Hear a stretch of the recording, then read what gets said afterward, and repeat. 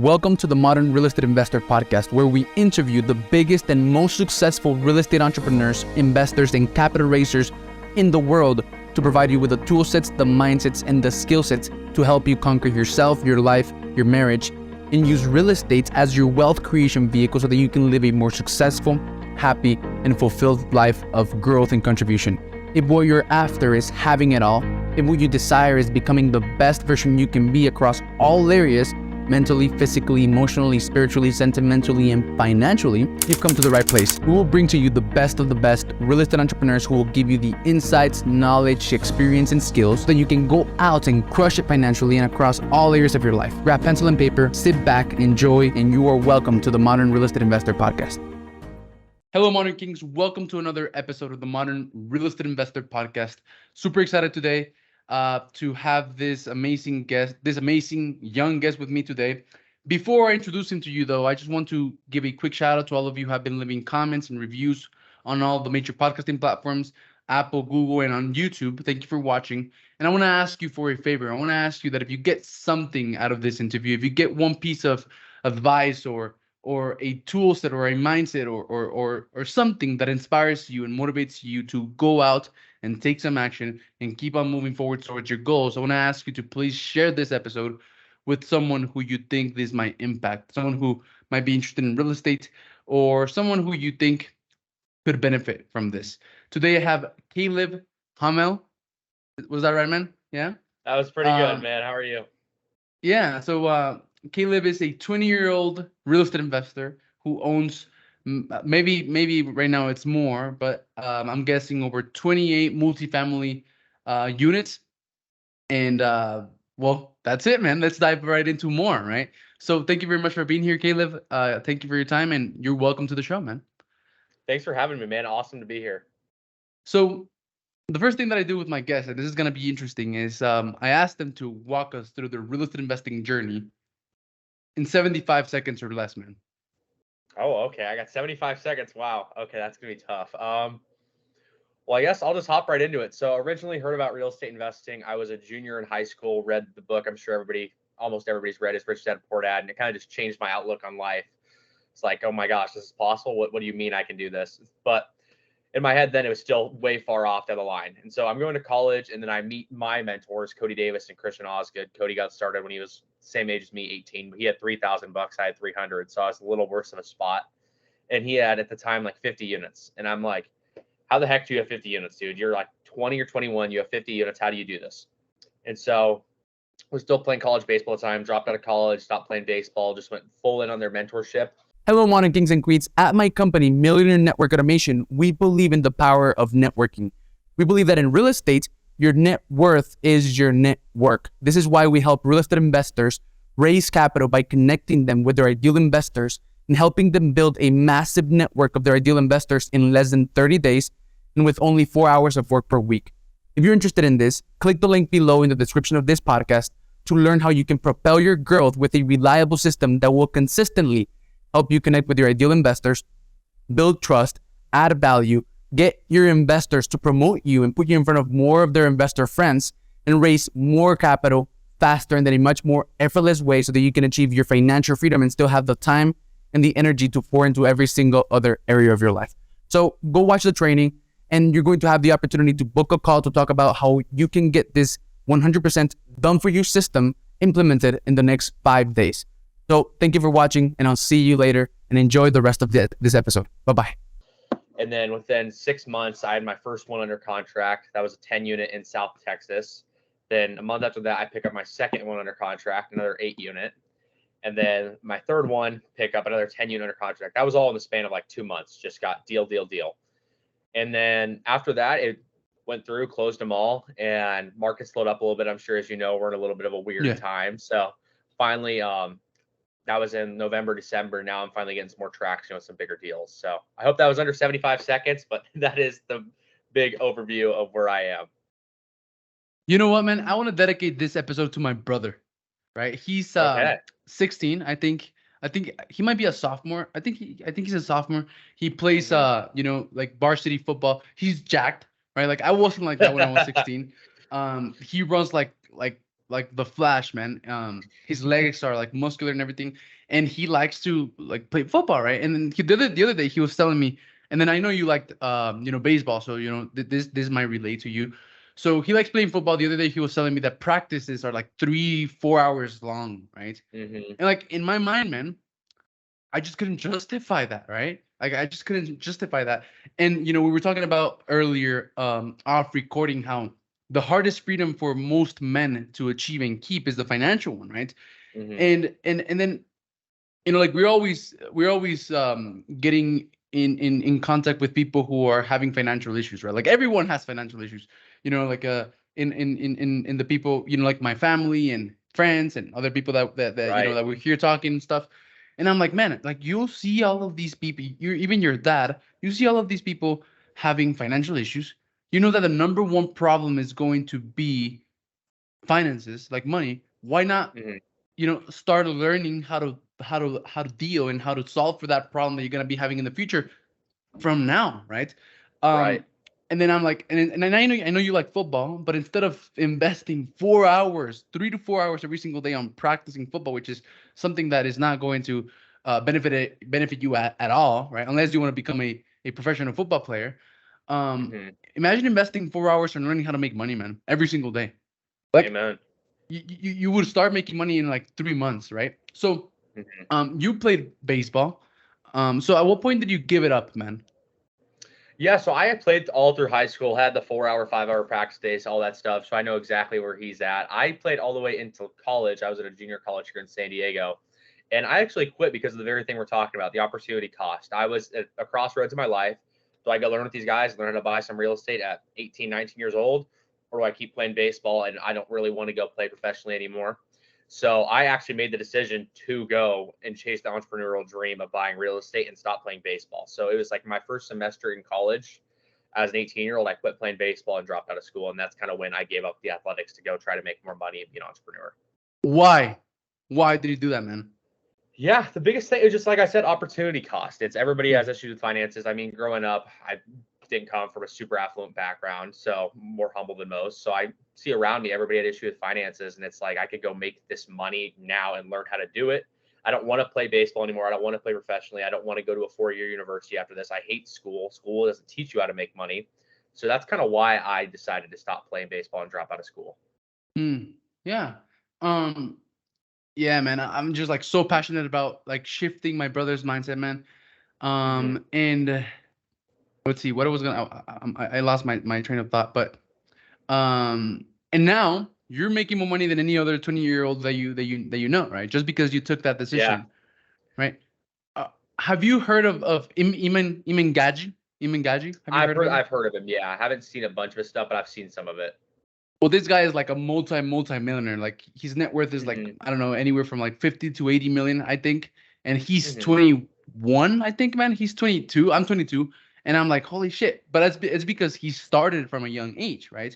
Mm-hmm. You're gonna be a billionaire probably because you started That's from the a goal. very young age. And you will, man. You're gonna get there, right? But yeah, it's so exciting. So your first deal was a 10-unit deal, right? So you didn't go Mhm. with like fixing and flipping or single family. You went straight ahead into multifamily, right? Into big Yep. deals.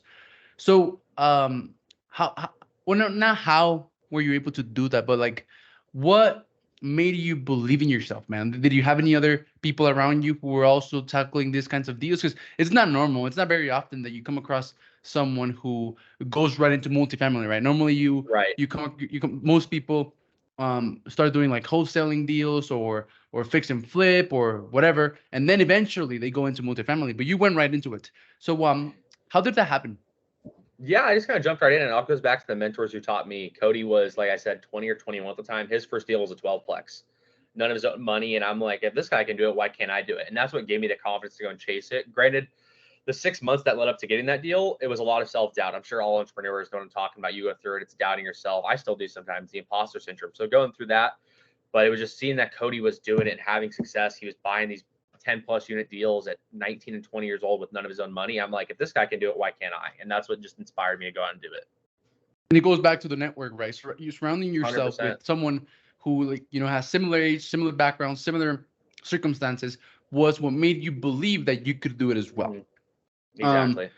so this first 10 unit deal, could we go a little bit deeper into how that looked like, how you found it, how you were able to purchase it, no money down, I think.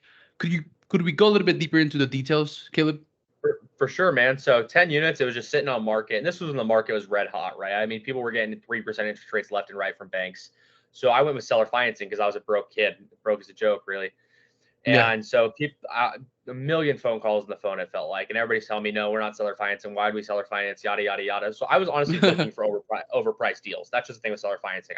Price is the least important term. So I was out there calling every day, calling over Texas, just because I'm from California. California is not the best market to get started in, a little hard, higher barrier to entry. So I'm calling over Texas, doing all this, and then finally come across the one. It's 10 units, 5 duplexes side by side on the same parcel.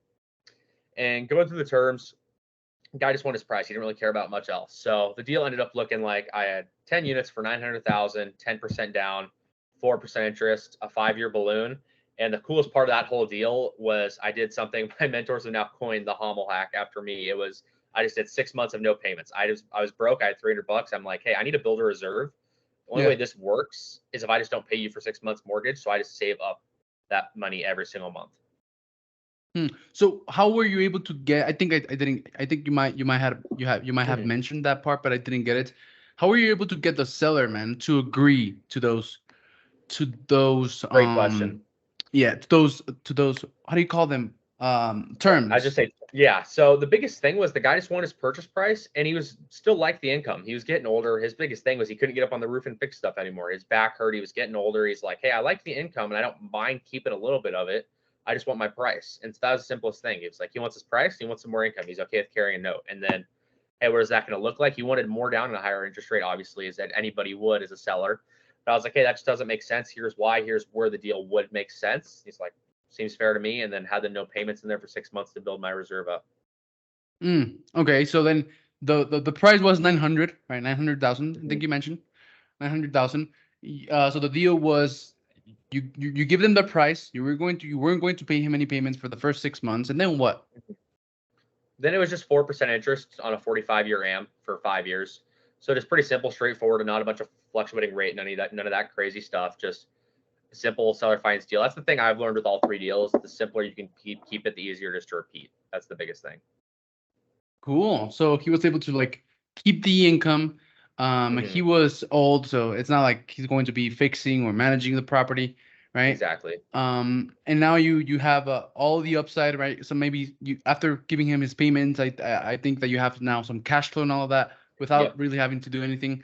Um, that's great, man. So for anyone out there who's also right now broke as a joke, and Hmm. may want to get started in multifamily real estate investing right away, just like you did, and has no money and has heard on this podcast or any other podcast about creative seller financing, um but is thinking, well, how do I find those kinds of deals, man? Could you tell me the story as to how you found that deal, man?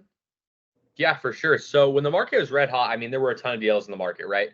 There's a million deals in the market. Everybody just wants their purchase price. It was a little more difficult to find seller financing, but the inventory was there on whether you're on LoopNet, Crexi, Redfin, Realtor.com, Zillow, whatever. There's a bunch of Yeah. multifamily out there. So back then I was calling brokers. Like I think I ended up calling about 1,000 brokers before I got my first deal. So it was just hammering the phones. And I've since pivoted because right now, I mean, as you know, we're in a weirder economy, not as much as selling. Sellers don't want the price. So what I've done now is I've pivoted to going to just all owners and building relationships, which is one thing my mentors always hammered in from the beginning that I didn't like to listen to. But it's building the relationship and becoming the only logical buyer. So I'm doing a ton of off-market calls to owners, and that's how I found the deal that I'm going under contract on now. Cool. All right, so now you're starting to uh build, first calling brokers, now you're building Mhm. relationships with owners. So you find a property, you find a good multifamily property that fits your terms. I imagine that you have Mhm. very clear terms as to what type of property is that you would like to invest in, and then you find the owner. So Mhm. how do you find an owner once you find the property? How do you find out who's the owner of that property, Caleb? Yeah, great question. So every single county in the U.S. has a parcel map, and you go to the parcel map. It's usually ArcGIS. You go to that parcel map, you click it, it'll have the owner. Usually multifamily investors, it's going to be in an LLC. So from there, you'll get the LLC. You'll go to a website called Open Corporates. From Open Corporates, you put it in there. You'll see the partners and who actually owns that LLC. You'll get their name and or their address. And then you either can just plug that in straight on a Google search, or you can go to a website called True People Search. And go truepeoplesearch.com, absolutely free. It's skip tracing. You enter the info in there, and then you get a list of phone numbers. Usually a couple. There's going to be a couple wrong numbers in there, but you call them all. And then one of them is going to be the owner's number. And that's how you can get anybody's number ever. And I mean, you can find any deal ever because everything's on Google Maps. That's one thing my mentors taught me. You go on Google Maps, you look for the big roofs and areas you like. That's usually multifamily. And you go through the whole process from there. There you go. So use that strategy to start finding, find deals, and then use that strategy to start finding owners and make a list of owners, start building relationships with them. I don't know, send them a gift or whatever. And then build a genuine relationship, find out what is it that they want, like emotionally, what is their true deep emotional desire, because that's what makes seller financing work. And then just try to, get started, right? So I've seen you're putting out a ton of content, man. So when the market slowed down, was that one of your focuses, or or what did you work on while the market slowed down? Yeah, for sure. It was big thing. We're stabilizing the properties I already bought, still in the process of stabilizing, going through renovations. That was huge. And also, yeah, like you said, growing my brand, putting more content out there, just putting my face out there more. I mean, it's just getting people to know you, going on podcasts. Like you talked about, your network is your net worth. So it's just growing that is a huge focus of mine all the time. So right now, what is it that you're working on? Are you looking to stick to creative financing, or will you like start syndicating and raising capital and all that kind of stuff? Great question. I love the creative financing, and it can work with anything because creative finance is just a debt structure. So you can syndicate creative finance deals, you can joint venture them, you can do whatever. For me personally, right now, it's just with interest rates being so high, it feels impossible to make anything cash flow out there with just regular debt from banks. So I do like the creative financing. That's actually the next deal I'm taking down is going to be creative finance as well, seller financing. But I mean, if there was a good enough deal with bank financing, the guy just wanted to be cashed out, guy or girl wanted to be cashed out, I don't care. It's just whatever the deal makes sense. It's just hitting everybody's goals. You want to feel like a win-win. You don't want the seller to feel like, hey, I'm getting ripped off here, because then just nothing's going to come together. You got to hit what they want, you got to hit what you want, and then come to an agreement. For sure, man. Great. So we have a couple of minutes, man, and I do like to finish my podcast with a couple of questions. The first one is actually, is there anything that you would do different because you're going at an incredible speed, right? But is there anything that and then it's not like you've been on the journey for like 10, 15 years or whatever, but is there anything that you would do different with what you know now to maybe have more success faster and smoother? Good question. I think the biggest thing is just getting started. Ideally, I wish I hadn't even gone to college and got started sooner, but everything worked out the way it did. So, I mean, I wouldn't change where I am now to start sooner, but I wish I did start sooner, maybe at 18, just skip school altogether. I wish I'd started posting content a lot earlier, just putting my name out there and networking more. Those are probably the two biggest things for me. Cool. So starting younger, putting your name out there, creating content. Awesome, man. I like that. So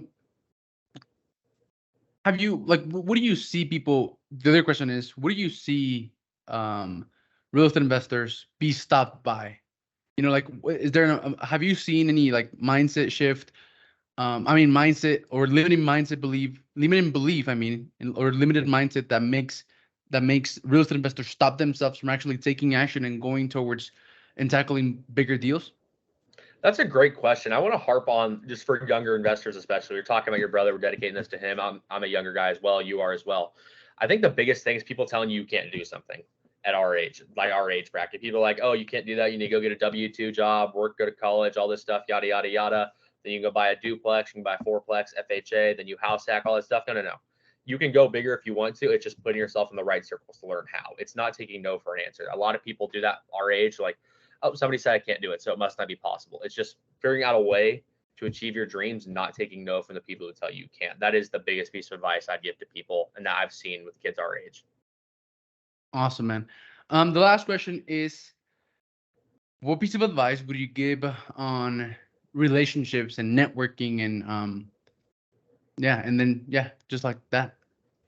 Yeah, I think you don't want to do it artificially. You want to put yourself out there, but it's actually genuine connection with people. You're not just trying to scam somebody or use somebody. You're actually going out there to build these deep relationships with people that are not just at the surface. It's actually getting to know someone, getting to know who they are, getting to know their goals, what they want, what's holding them back, all that stuff. So yeah, I think just putting yourself out there, whether it's going to events like in your local area, meetups, networking events, all that stuff, going on podcasts, posting more content, reaching out to people on social media, any of that stuff, just putting yourself out there is the name of the game. You never know what's going to happen and who you're going to meet. Great, man. So, Caleb, I've had a lot of fun, and then there's another question that I forgot that I want to ask. On your profile on Instagram, there was like this thing that says sales agency. Are you part of like a sales agency, or do you run one? Or Yeah, I actually started one myself after I took my mentor's thing. I did better than all the other guys my age, and they were offering, hey, we want to grow the mentorship. So whoever can like kind of bring in some stuff, we don't mind paying you commission. And so I started putting myself out there more. I'm an extroverted person, so started getting really good at it. Started moving a lot of product for them, growing their mentorship. I think I took them from 20,000 a month to over 100,000 a month.